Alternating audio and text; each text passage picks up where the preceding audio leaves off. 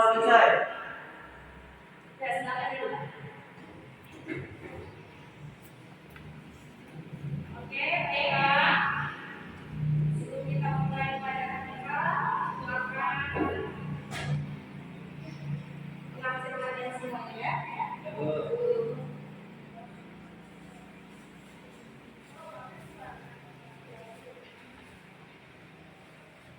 Abdijayadi, Meski, Ibu, Amaradita,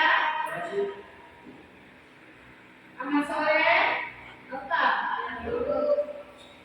Ayu Ajira, Asibu, Alija, Anissa, Afrida, Bayu, Asibu, Cantika Putri, Asibu, Mila, Ardiansa, Inesa, Asibu, Ibra, Junita, Kairunisa, Muhammad Faris, Mita Luri, Muhammad Solihin, Asibu, Ibra, Muhammad Azri, Asibu, Musiala, Uraina, Fitriana, Inanasi, Ramadi, Rizky Apriyadi, Yuli, Jumati, Zulkifli, Wirdatul Laila. Oke, tadi berapa orang yang masih belajar? 9, 22. Oke, baiklah. Jadi, sebelum kita memulai pelajaran kita, ya, kita ice breaking dulu ya, biar semangat. Oke, dari putar aja musiknya. Semua berdiri ya, biar semangat ya. Oke, bisa. Oke, berdiri.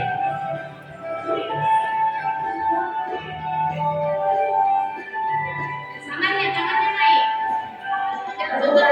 Pancasila beriman dan bertakwa pada Tuhan Yang Esa dan berakhlak mulia, berkegiatan toba, gotong royong mandiri, kreatif dan bernalar kritis.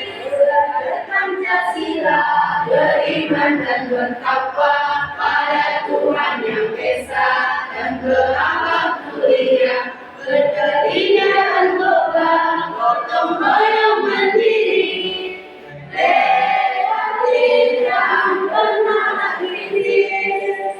Oke, tepuk tangan dulu.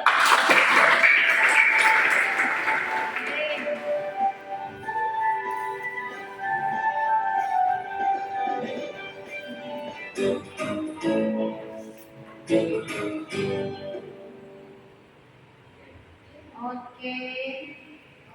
Lanjut.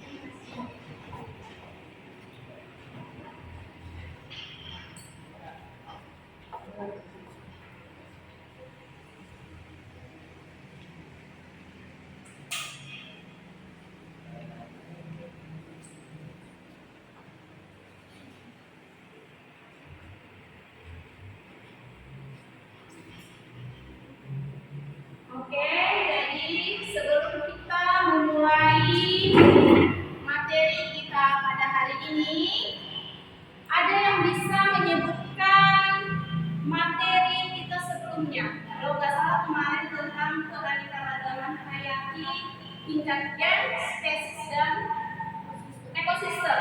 Oke, coba dulu. Ada yang bisa? Oke, berdiri, Afrida.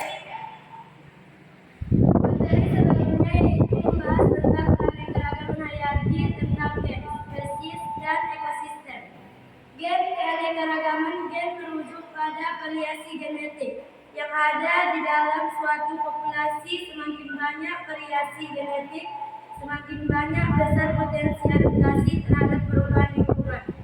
Keanekaragaman spesies menyebabkan jumlah dan jenis spesies yang ada di suatu wilayah.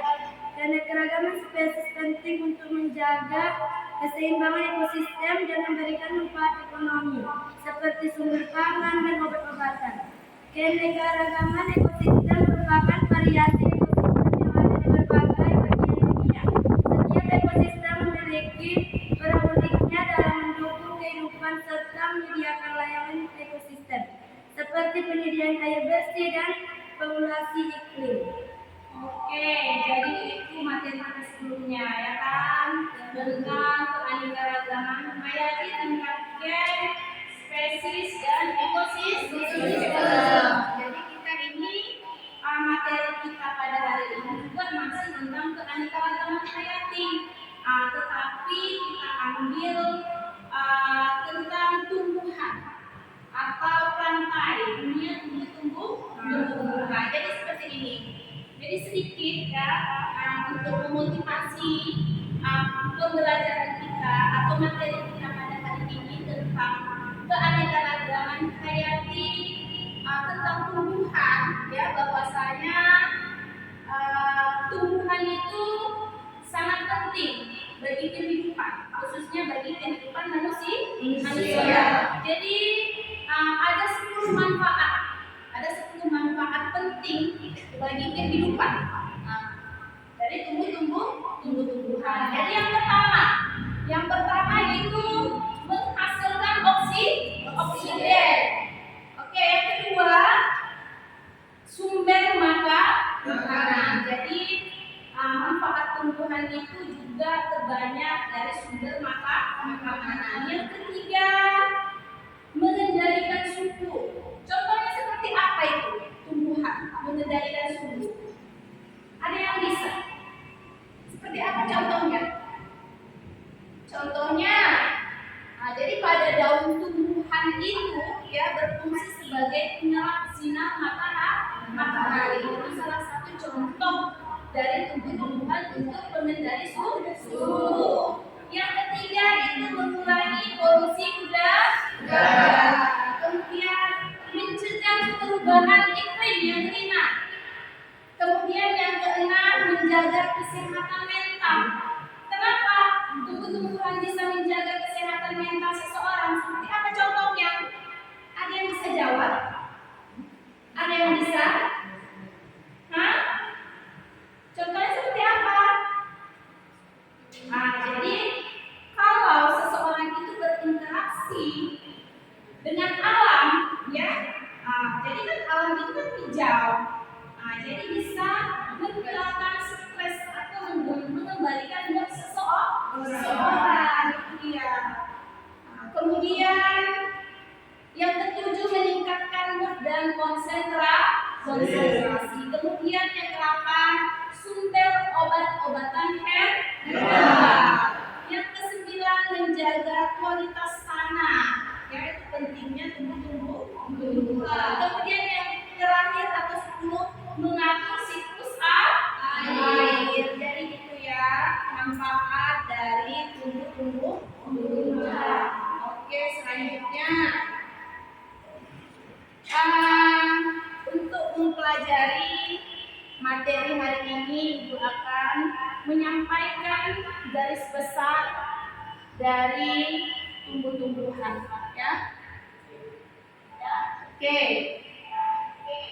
Jadi di sini kita ambil materinya tentang keanekaragaman hayati dalam konteks tumbuhan, yaitu mencakup berbagai jenis tumbuhan, termasuk pada tumbuhan lumut atau bahasa latinnya Bryophyta, ya, dan tumbuhan paku Pteridophyta. Oke, kemudian untuk pengertian tumbuhan lumut, ya, jadi tumbuhan lumut ini berasal dari bahasa Yunani, yaitu Bryophyta, yang artinya bryon, ya, yaitu tumbuhan lumut. Nah, jadi pada umumnya tumbuhan lumut ini berwarna hijau karena mempunyai sel-sel yang memiliki pigmen hijau berupa klorofil. Jadi itu pengertian atau garis besar dari pengertian dari tumbuhan lumut. Oke, kemudian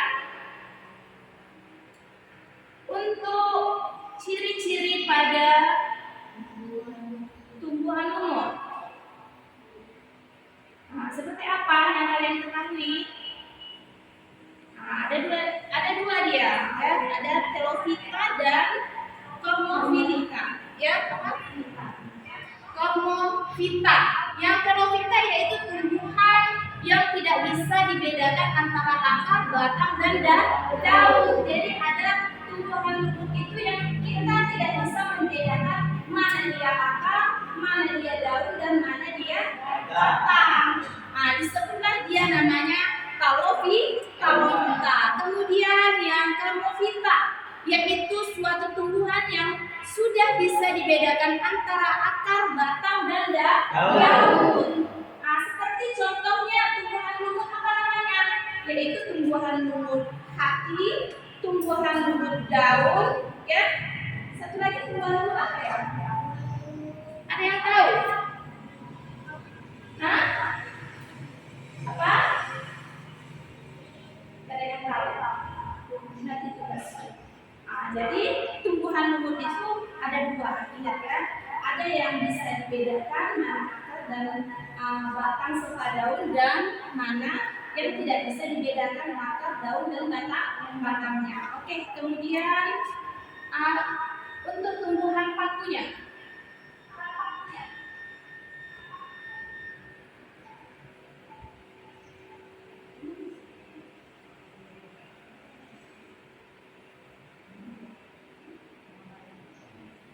Oke,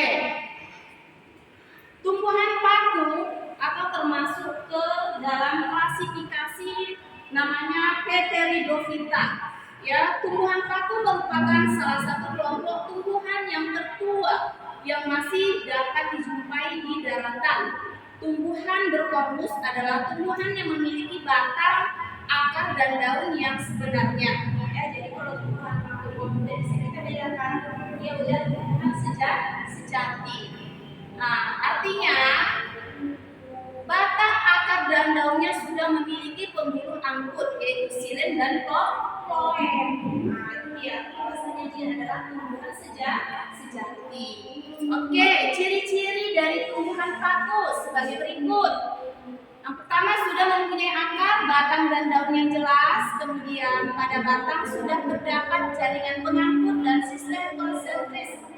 Terjadi metagenesis. Kemudian generasi sporofitnya mempunyai akar sejati, berumur panjang, dan merupakan keturunan generatif. Oke, jadi itu dia ya mengenai tentang materi kita atau garis besar dari keanekaragaman hayati tumbuhan. Kemudian untuk tujuan pembelajaran kita ya yaitu melalui kegiatan pembelajaran dengan pendekatan saintifik dan model pembelajaran project based learning atau disebut dengan model pembelajaran PJBL, yaitu tentang tumbuhan. Peserta didik diharapkan mampu mengelompokkan tumbuhan ke dalam divisi berdasarkan ciri-ciri umum, serta mengkaitkan peranannya dalam kehidupan, serta mampu menyajikan laporan hasil pengamatan dan analisis genetik dan filogenetik tumbuhan serta peranannya dalam kehidupan dengan benar secara kreatif dan kritis sekaligus penuh tanggung jawab, teliti, dan jujur. Jadi itu tujuan pembelajaran kita hari ini, ya. Oke. Jadi kalian itu harus kreatif. Ya, harus kreatif untuk pembelajaran model PJBL. Oke, untuk penentuan proyek dalam pembelajaran PJBL kita hari ini ya. Sebelumnya saya putar dulu satu link video untuk kalian amati ya. Situ nanti bisa kalian sebutkan apa yang telah kalian amati dari link video tersebut.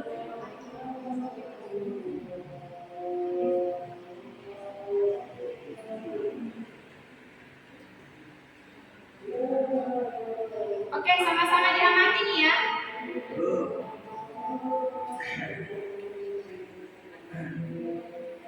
Buka.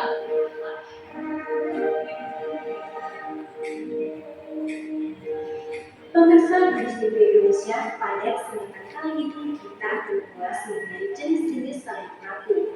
Tanaman paku juga merupakan tanaman hias yang diberi banyak orang, sehingga untuk pribadinya sendiri juga sangat menjanjikan untuk dijalani. Lantas apa saja yang jenis-jenis tanaman paku? Pertama, subdivisi Psilocyida. Tanaman paku subdivisi Psilocyida merupakan salah satu tanaman paku yang sederhana. Karena susunan atau struktur tanamannya dapat dikatakan cukup sederhana. Tanaman paku Psilocyida ini hanya berupa ranting yang bercabang-cabang tanpa daun dan akar. Kedua, paku Adudan. Tumbuhan paku ini menyukai tempat lembab yang ada di dataran tinggi. Paku Adudan memiliki daun-daun kecil seperti selatut dan berbentuk seperti karang. Kemudian bentuk daunnya melingkar dan berbentuk seperti sisik. Anda dapat menemukan batang tumbuhan paku Adudan yang mirip dengan daun cemara, berlonggar, berbuku-buku, dan tegang. Ketiga, subdivisi Lycospora. Subdivisi Lycospora adalah tumbuhan paku heterospora yang menghasilkan dua jenis spora, yaitu Microspora dan Macrospora. Tumbuhan ini biasanya disebut juga paku kawat atau paku rambut karena memiliki daun yang sangat kecil. Keempat, subdivisi Sphaeroxida. Subdivisi Sphaeroxida adalah tumbuhan paku yang hidup di daerah tropis, sering disebut paku ekor karena memiliki rambut panjang. Contoh dari subdivisi Sphaeroxida adalah Equisetum palustre. Kelima, subdivisi Pteroxida. Subdivisi Pteroxida adalah tumbuhan paus yang disebut tumbuhan pakis. Tumbuhan ini dapat hidup di daerah tropis dan subtropis. Berdaun lumayan lebar dibandingkan dengan tumbuhan paku yang lain. Itulah informasi mengenai tanaman paku yang menarik, bukan? Apakah Anda ingin merawat tanaman paku di rumah? Simak informasi yang lainnya di Bridge TV Indonesia. Oke, selesai.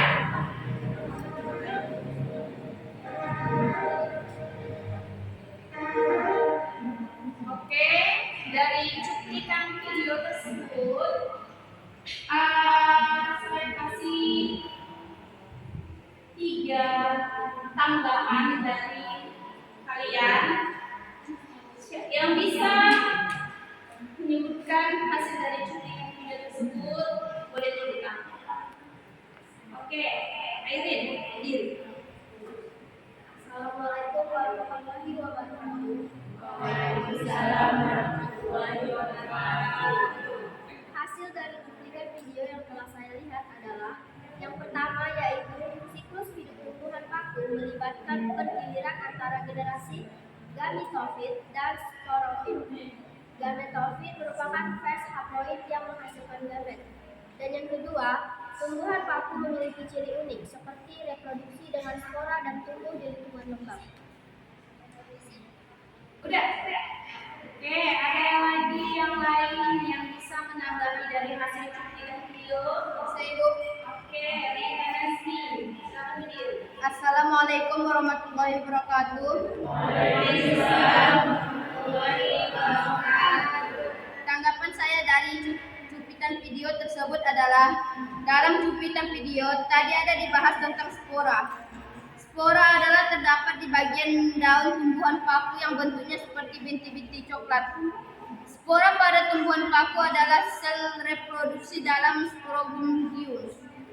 Spora merupakan sel yang dapat berkembang menjadi gemuropit, yang kemudian akan menghasilkan gamet atau sel reproduksi untuk melangsungkan reproduksi seksual.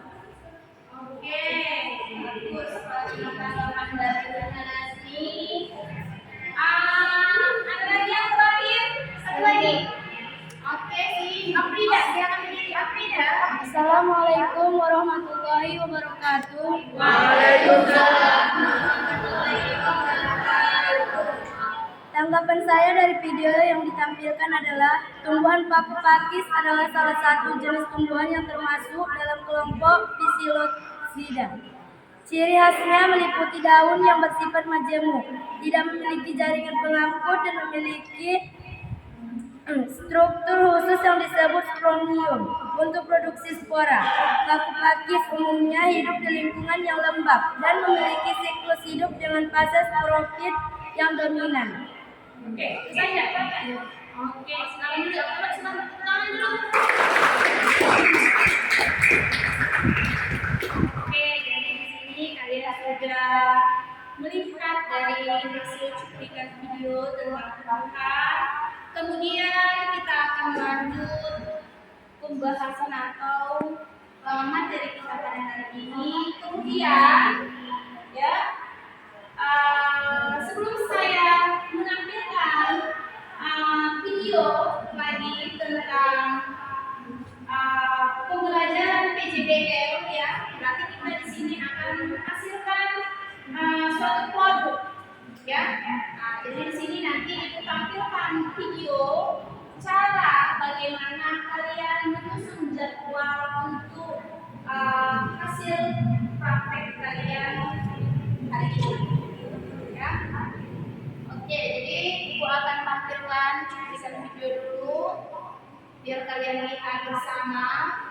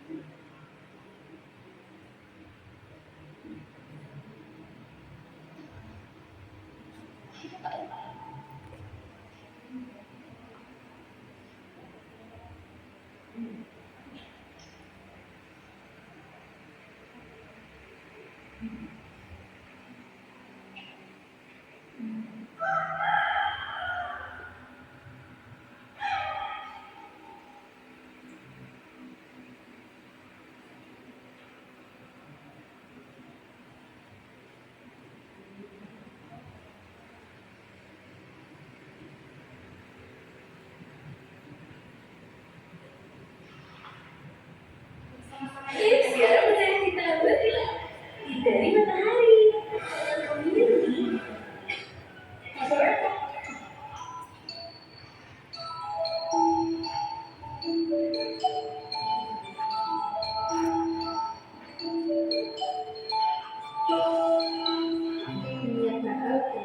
Diperhatikan Jangan jari-jari. pada mata.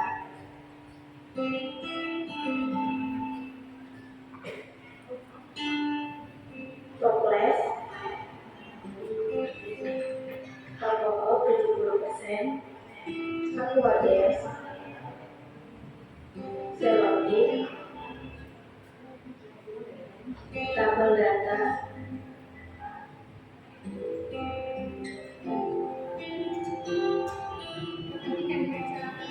menyangkut toples dan mengisi dengan satu gelas Aquades.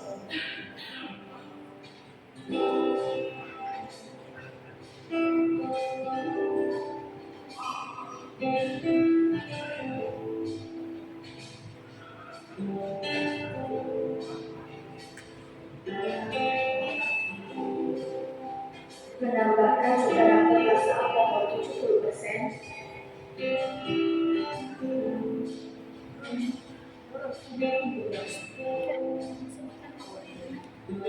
Udah dua angka.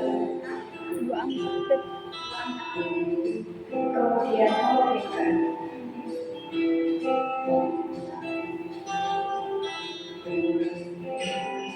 memasukkan spesimen ke dalam toples yang telah diisikan, lalukan Aquades dan alkohol.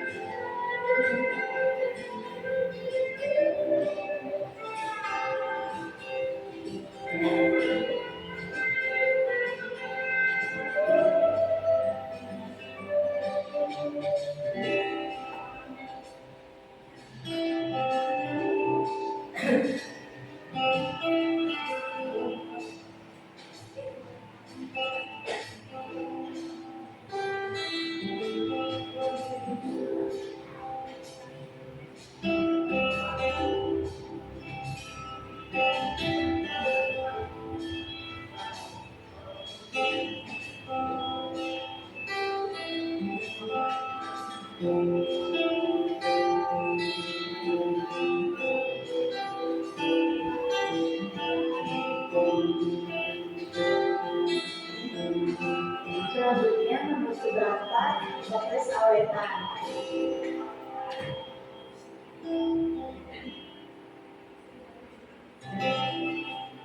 Terakhir, menempelkan tabel data pada toples awetan.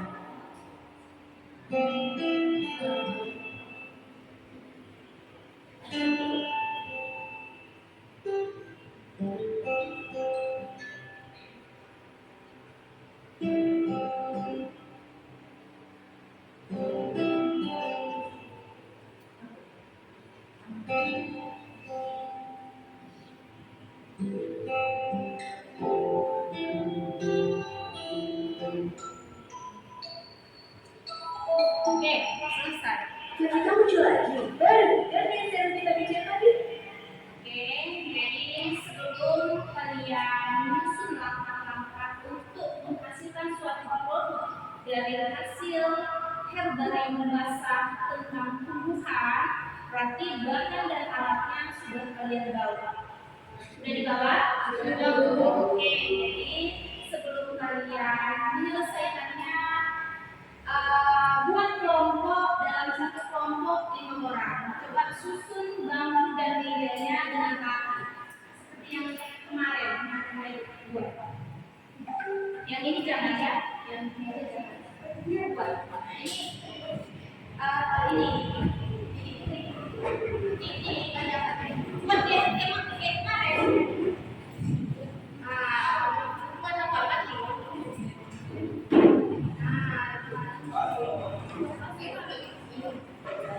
Ini juga baca ya.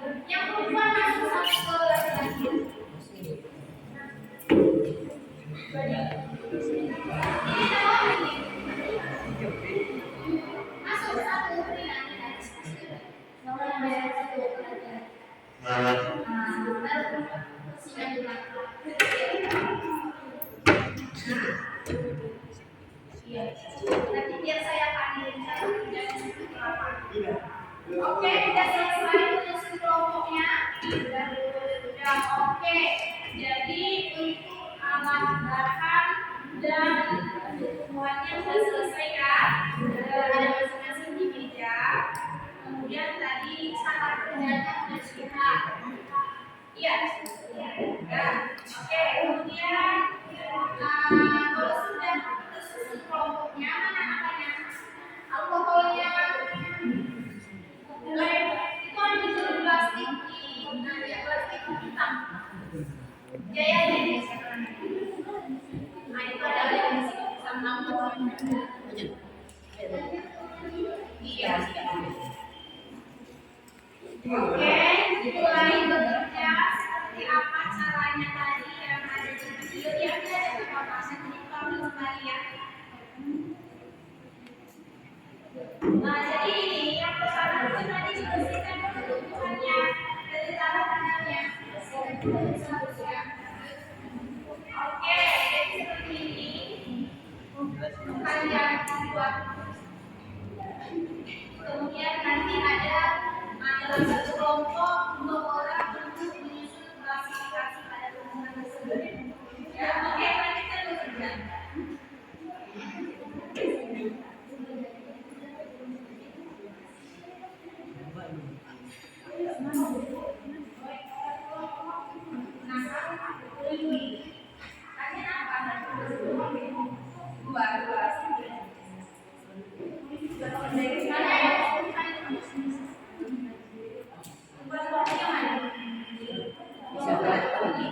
Bisa.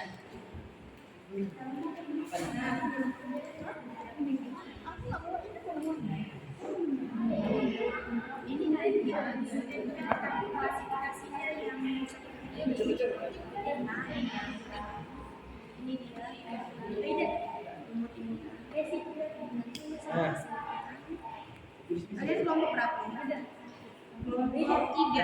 Ini kelompok 3 nah. Iya. Mana lumut tadi? Mana lumut hati? Enggak bisa berarti. Yang lumut hati mana sama si Rina. Oh, ini Rina. Nah, itu bukan Rina. Itu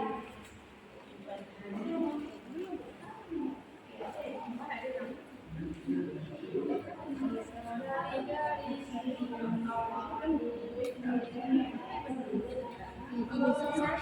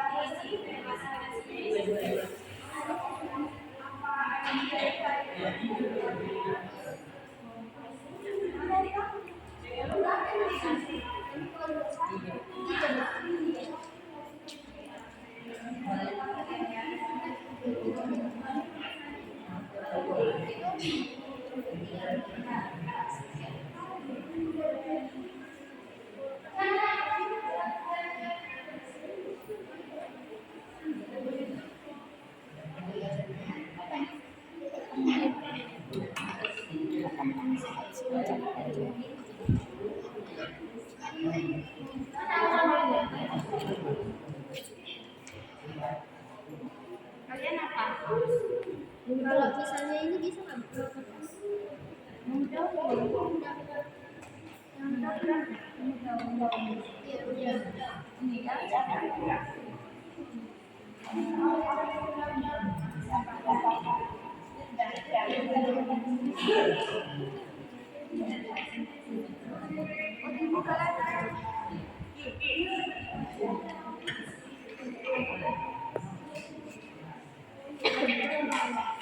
Kelompok 3 tadi mana?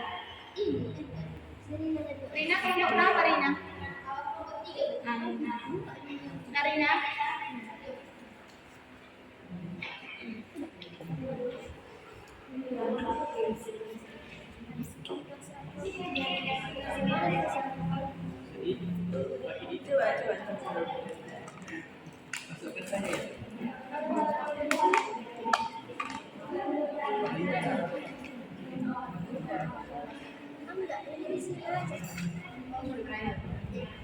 Bunga kertas mana?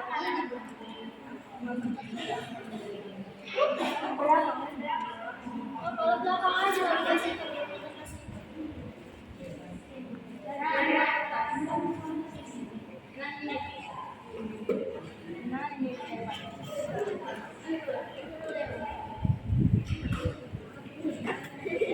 Oh di situ aja. Di sini menyuruh.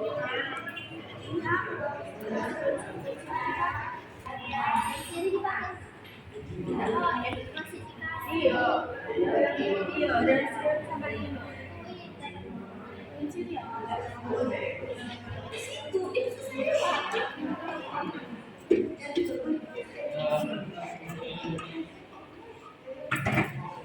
Sini.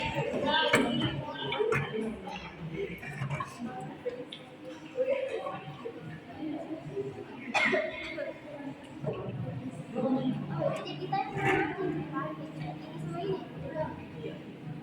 Ini semua.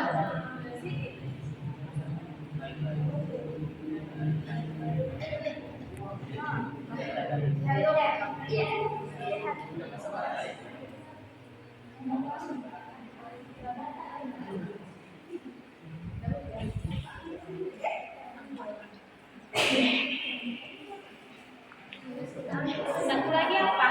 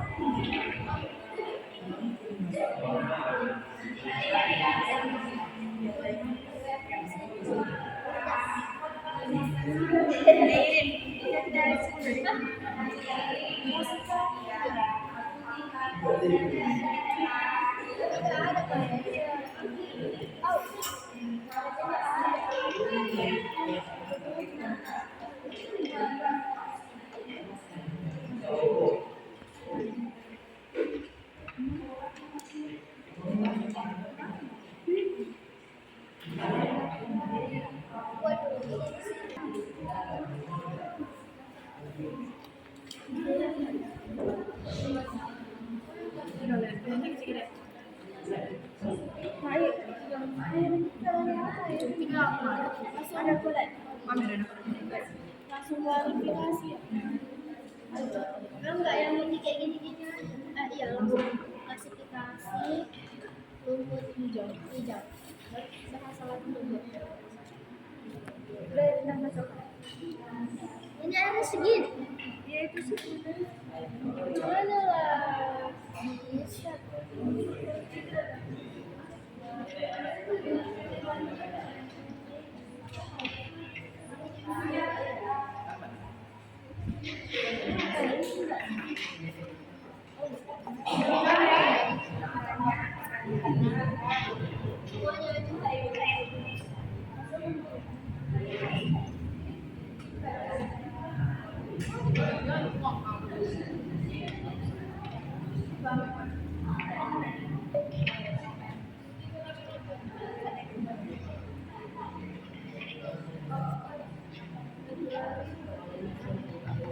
Satu lagi. Enggak ini.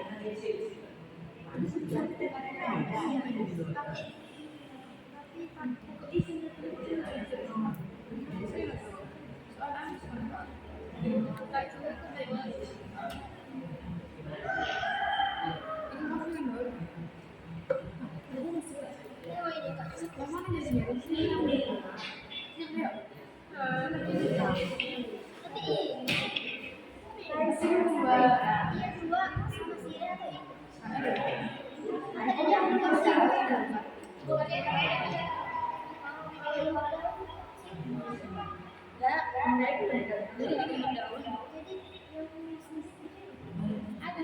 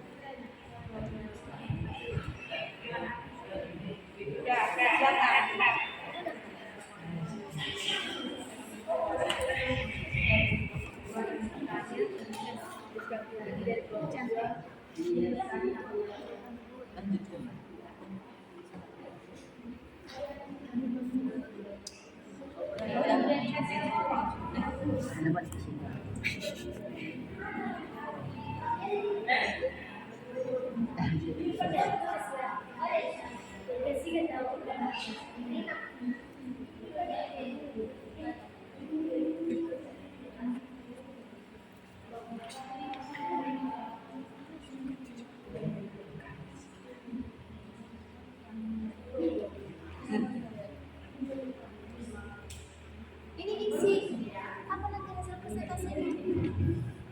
Saya ada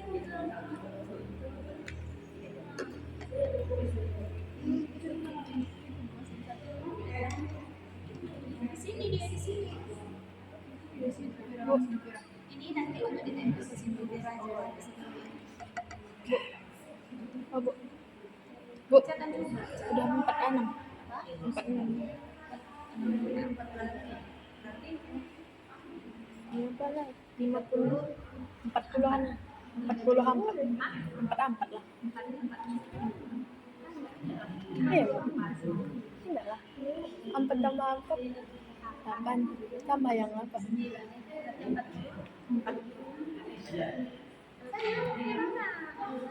Apa ini? Klasifikasi tentang pembunuhan tas. Ada pembagian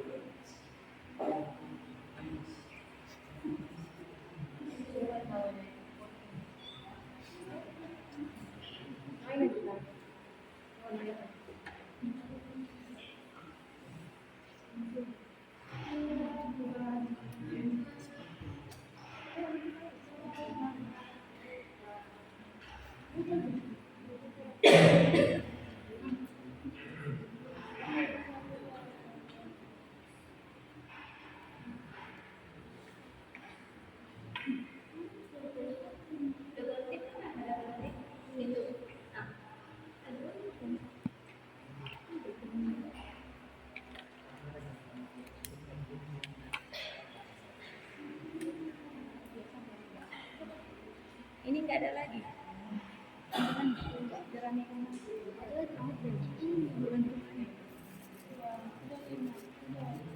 Tambahin lagi.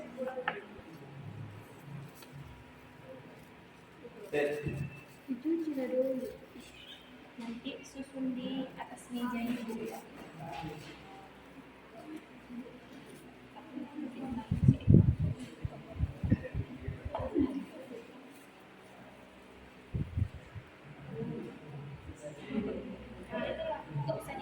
Tanahnya aja dihilangkan, banyak tanahnya. Tanahnya bilang Ya, akarnya jangan.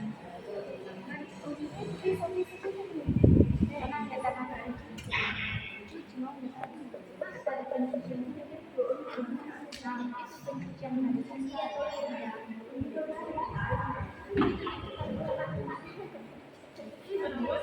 Ini loh Aprida.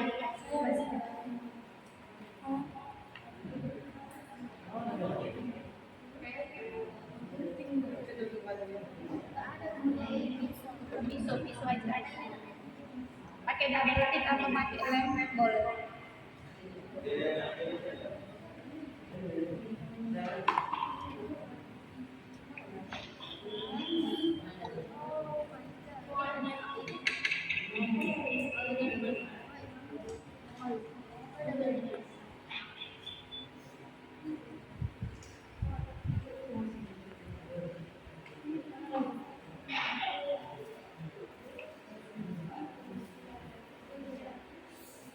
Itu tadi udah pakai alkohol kan?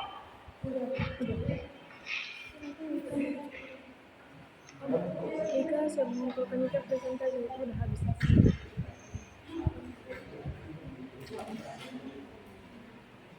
Direndamkan semua tumbuhan.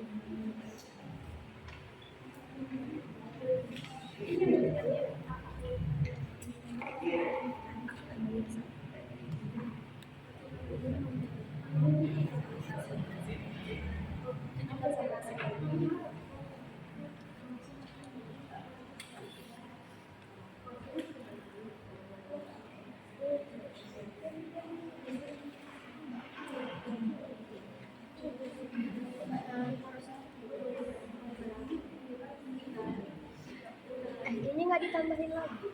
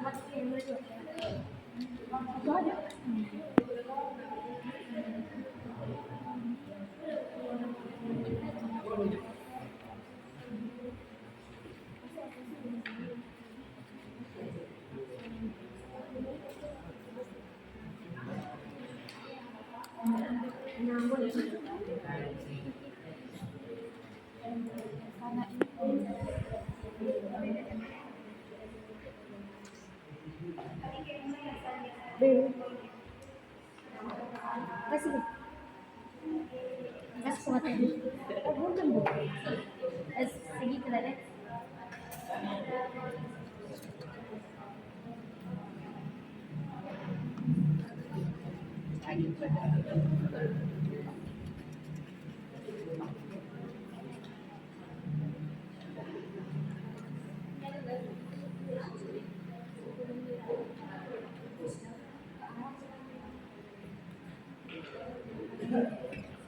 Lem deh.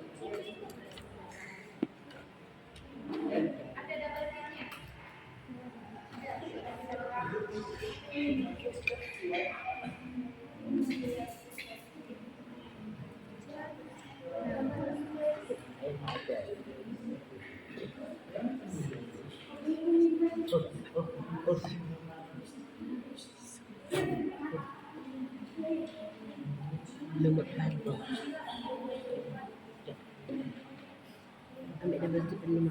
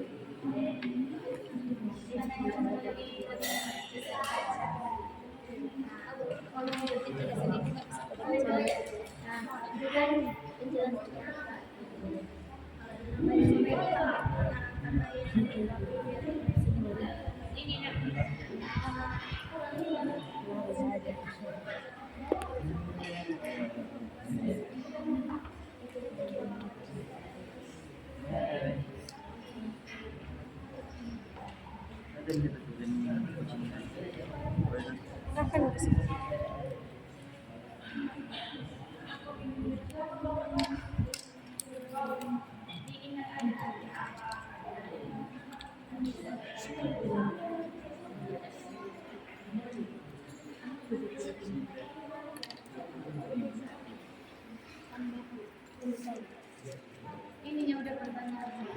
Mana tadi pertanyaan kelompok satu tadi?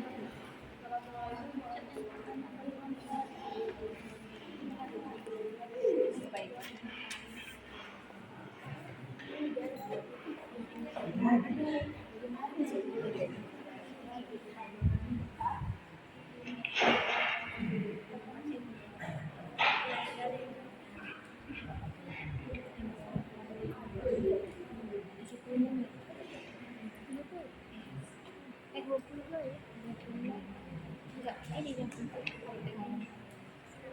menit lagi presentasi kan.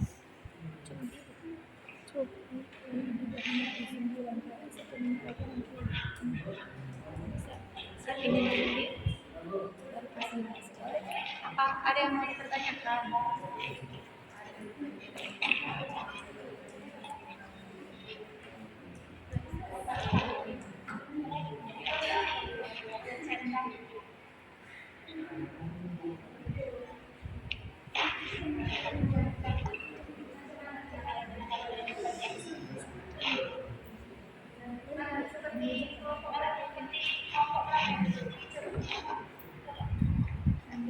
Seperti ini.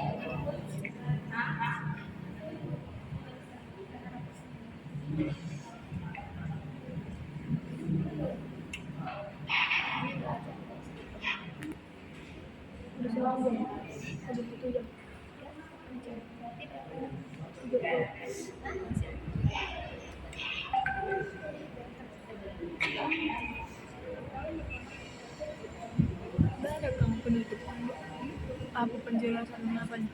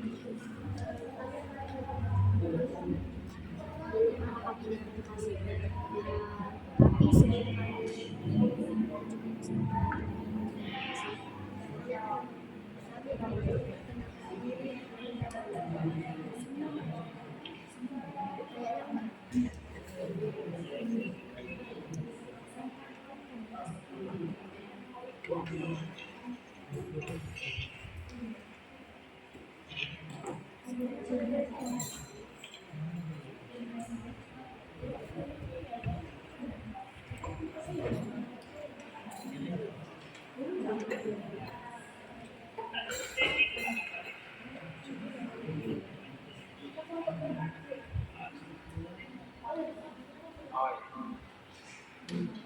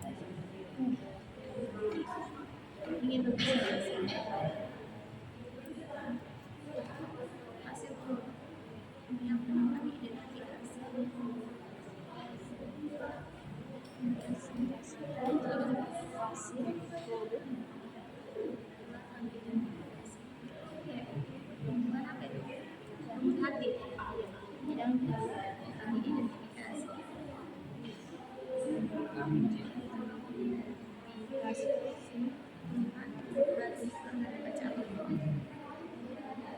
lagi kita mau cari ini nanti dibaca isinya tulis nanti ini isi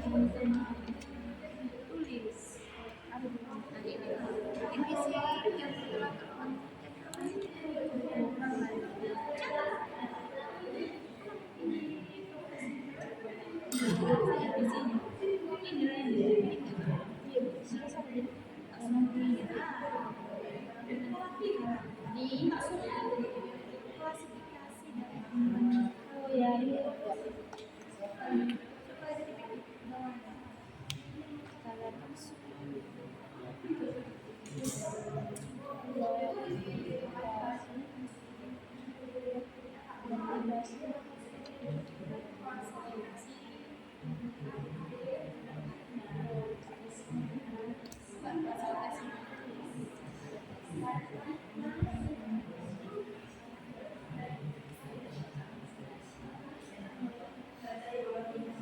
Bu,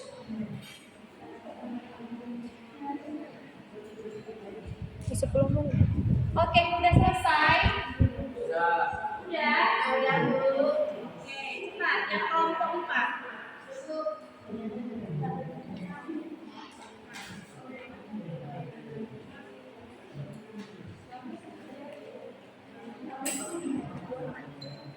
Oke, kalau sudah selesai, bisa kalian tampilkan hasil dari proyeknya masing-masing ke depan. Berkelompok. Yang sudah selesai kelompok berapa? Kelompok 2. Oke, kelompok 4 menuju. Kelompok 2 ke depan, 3 orang.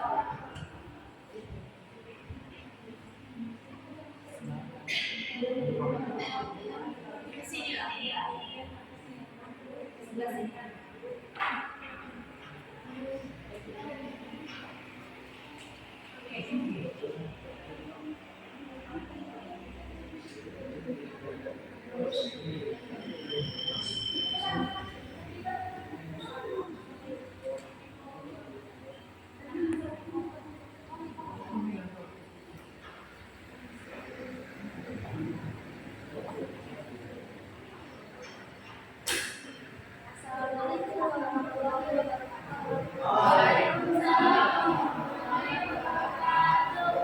Perkenalkan kami dari kelompok 2.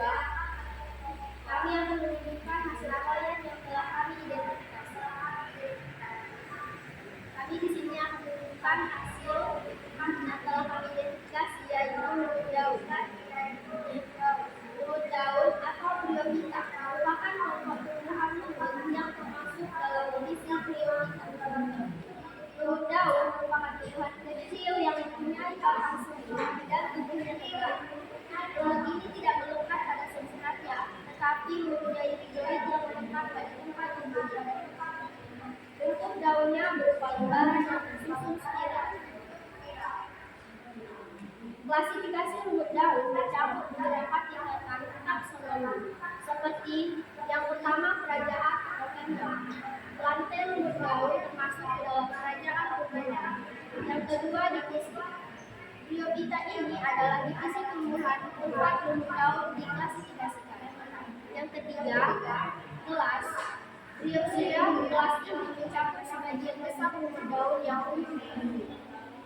Yang keempat, ordo.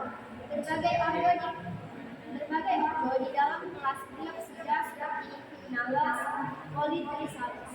Yang kelima ada family. Dalam setiap ordo terdapat beberapa keluarga lumut daun. Contohnya family Polytrichaceae yang termasuk dalam ordo Polytrichalis. Yang keenam ada genus Polytrechum, Hypnum, dan Minum. Yang ketujuh spesies. Pada tingkatan terendah, lumut daun dapat diklasifikasikan sebagai spesies berbeda, misalnya Polytreum, Tom Molly. Baik, di sini kami akan membuka sesi kajian. Apakah ada yang ingin bertanya?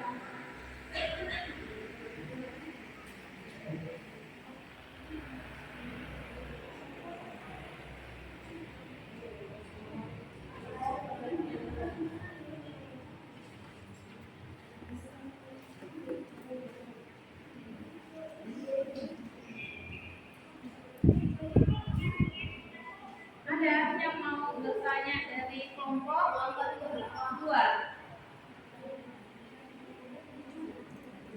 Kelompok 2. Oke. Assalamualaikum warahmatullahi wabarakatuh. Saya dari kelompok 3 ingin bertanya kepada kelompok 2. Bagaimana cara berkembang biak tumbuhan lumut? Untuk menjawab pertanyaan tersebut, saya akan berikan kepada teman saya berikutnya. Caranya adalah cara lumut berkembang biak yaitu secara generatif dan vegetatif. Untuk reproduksi secara vegetatif terjadi dengan cara membentuk spora melalui pembuahan sel endospora pada kataspora atau sporozoa. Oke, sekian. Semoga bisa diterima jawaban yang telah kami akhiri dengan Assalamualaikum warahmatullahi wabarakatuh.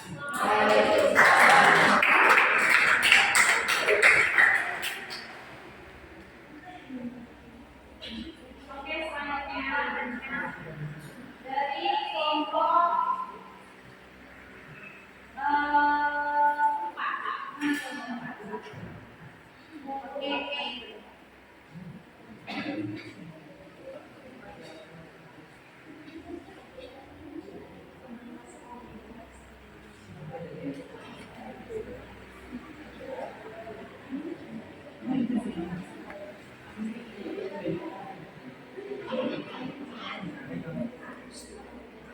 Assalamualaikum warahmatullahi wabarakatuh. Waalaikumsalam warahmatullahi wabarakatuh.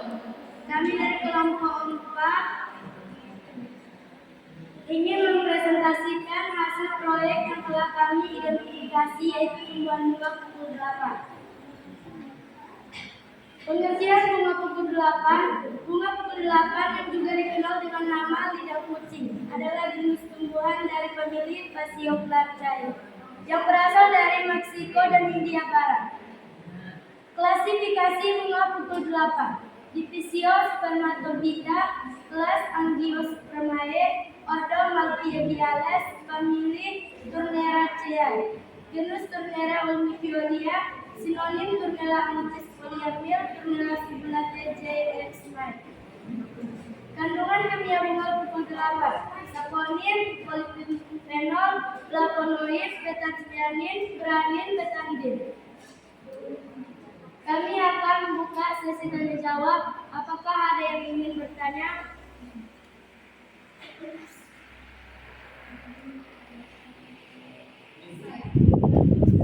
Silakan, saya dari kelompok 2. Saya akan bertanya. Kira-kira apa aja manfaat dan khasiat pada bunga pukul 8 itu? Manfaat dan khasiat bunga pukul 8 adalah anti mengobati sakit kepala, radang hasil hepatitis, bongkar terbentur, rematik, penyakit gangguan pencernaan seperti perut lambung, tidak nafsu makan dan lemak. Setelah sembuh dari penyakit berat, melancarkan aliran darah, menghilangkan bekuan darah dan enzima pada bayi.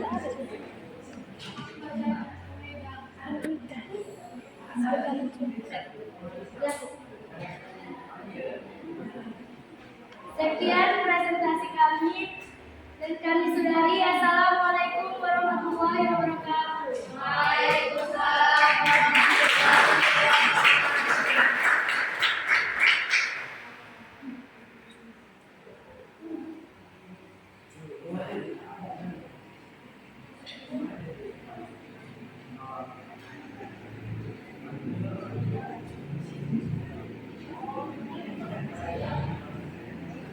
Oke, ada lagi kelompok?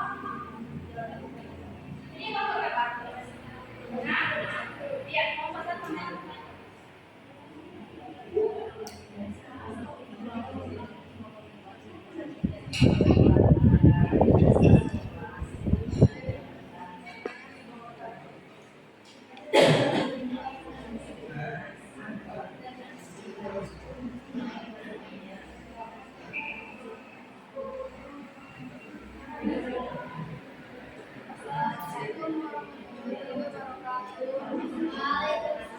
warahmatullahi wabarakatuh.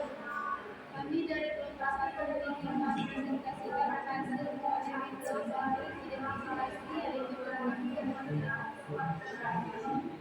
benua kertas atau bougainville dapat diklasifikasikan sebagai tanaman yang masuk dalam keluarga bougainville. Terdapat beberapa varietas jenis yang berbeda dalam bougainville.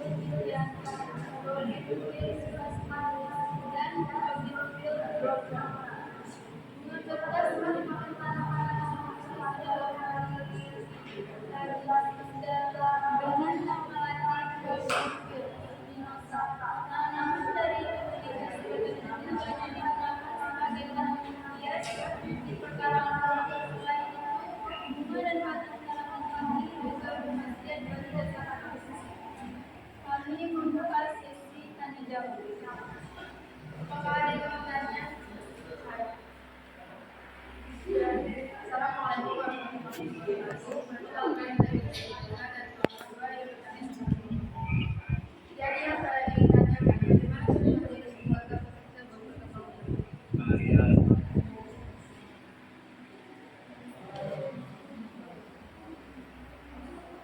Cara saya menjawab pertanyaan kelompok 1. Cara memperbanyak tanaman bunga kertas atau bougainville dapat dilakukan dengan cara stek batang atau berkembang biak melalui biji yang dihasilkan dari perkawinan generatif atau dengan salah stek ovulasi, campur dan merunduk vegetatif. Sekian presentasi dari kami. Assalamualaikum warahmatullahi wabarakatuh. Oke, kelompok selanjutnya.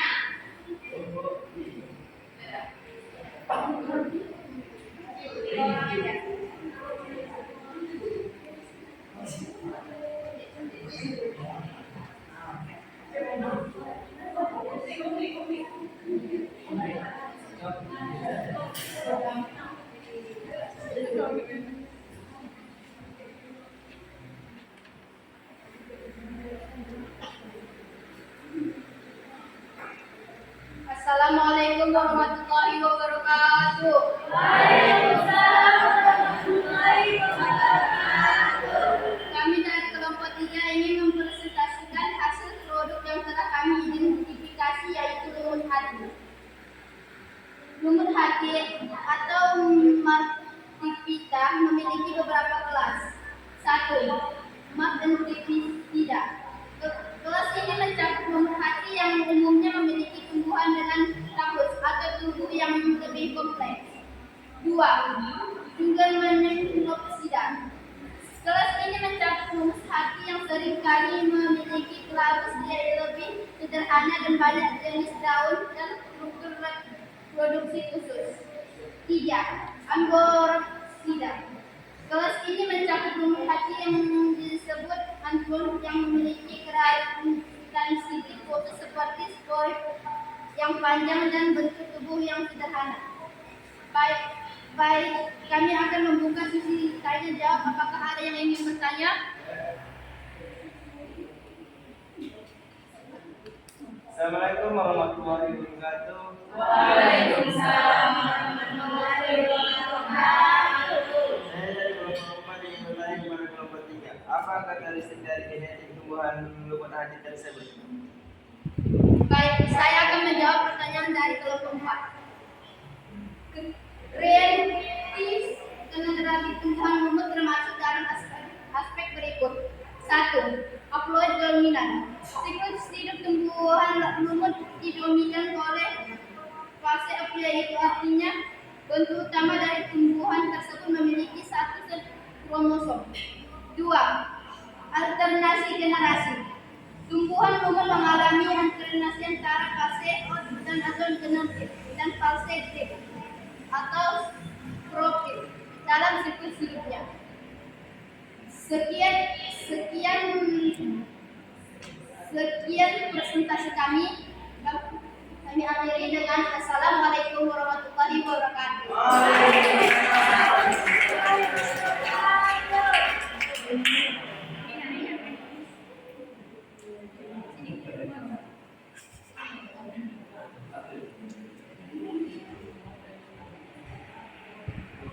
Oke, baiklah. Jadi kalian sudah menyelesaikan hasil produk yang telah kalian identifikasi. Jadi untuk yang terakhir ya, saya ingin bertanya ya kepada kalian atau menceritakan seperti apa sebenarnya kesulitan ya yang kalian dapat dari pengerjaan hasil herbarium basah tersebut. Seperti itu. Kalau ada yang mau menjawabnya silakan.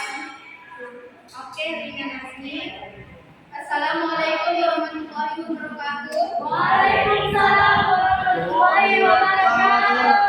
Beberapa kesulitan yang mungkin dihadapi adalah melibatkan 1. Presentasi yang tepat. Kesalahan dalam proses pengawetan dalam mengakibatkan perubahan warna, struktur, atau bahkan kehilangan karakteristik penting. 2. Pengolahan ruang dan waktu. Herbarium basah memerlukan ruang penyimpanan yang memadai dan memelihara yang cermat. 3. Perawatan preventif. Mencegah pertumbuhan jamur, serangga, atau penyakit lain yang dapat merusak spesimen memerlukan perawatan preventif yang konsisten dan sering. Oke, jadi itu adalah proses dan beberapa kesulitan yang kalian capai ya sewaktu mengerjakan proses herbarium basah. Oke, baiklah. Tepuk tangan dulu. Oke, jadi baiklah. Sekarang Ibu akan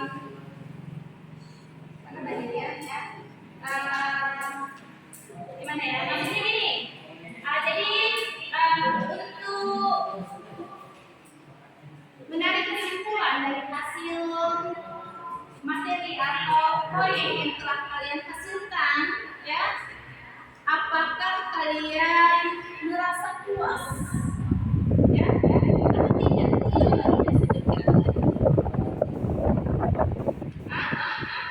Apakah kalian merasa puas atau tidak? Apa? Ya. Puas karena alasannya adalah kami menjadi lebih paham manfaat Diri aja.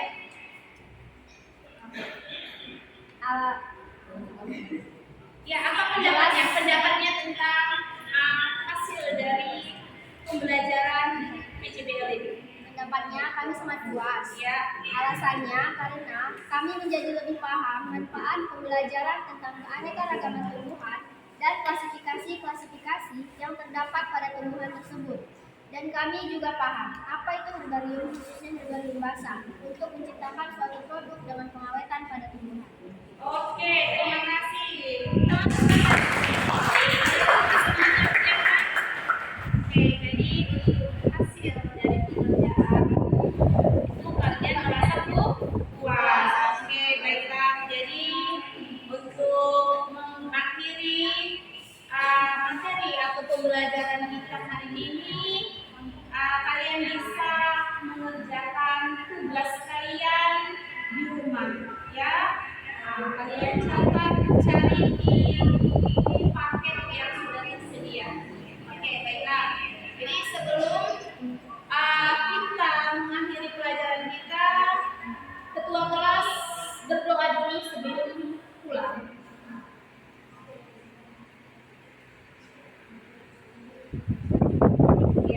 Siap, gerak. Kepada Ibu Elisa, hormat, gerak. Tegak.